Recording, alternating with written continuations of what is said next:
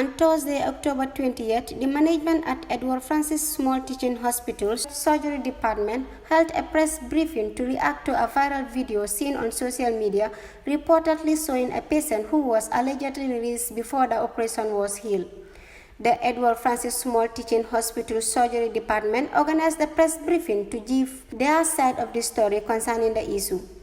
The senior consultant neurosurgeon, who doubles as the head of the Department of Surgery, Dr. N. Jabang, after pleading to the media and the public to always verify from the right authorities before any publication, explaining the reason behind the discharge of the patient seen in the video.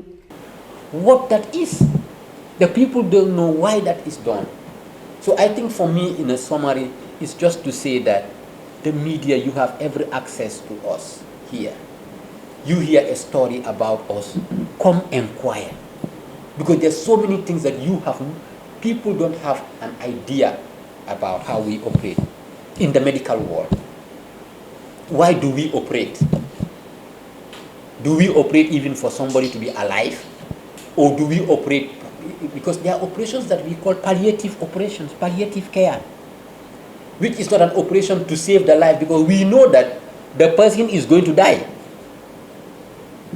Not that we have any extra, no, but what we are taught and what we learn, we know that this person has this type of disease condition and he is going to die.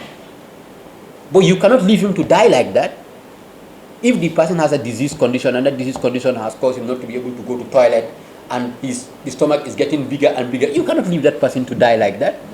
You will divert that so that he is able to go to toilet in some way. But you surely know that his days are numbered. But that is not known to the common man. Dr. John N. Jabang further clarified that the alleged hole seen on the patient is for excretion and its alternative activities, adding that if the patient was not released, it would be difficult for him to survive. Meanwhile, Deputy Consultant Surgeon Dr. Lamin Jete highlighted the critical condition of the patient. The patient was seen in this hospital a few months ago with an acute condition in which he was not able to go to the toilet. There are various reasons and conditions that do occur in an individual that would sort of prevent them from easing themselves, and that becomes an emergency. And that patient, or this particular patient, was seen in that particular emergency setting, wherein the emergency was to make sure that he's able to ease himself in a way that is compatible with life. So that surgery was done. But during that surgery, it was realized that he was in a very advanced stage of his disease process. Again, like I mentioned, there's no need to go into the details of the disease he had, but his disease was at a very advanced stage, was almost at a terminal stage, wherein very little could be done to actually alleviate that disease because it's gone beyond what we call cure. So we had to do a surgery which was life-saving, meaning that we had to save his life first and then eventually try and see how best to remedy that disease he had. So that required him to have not just one surgery, but another surgery.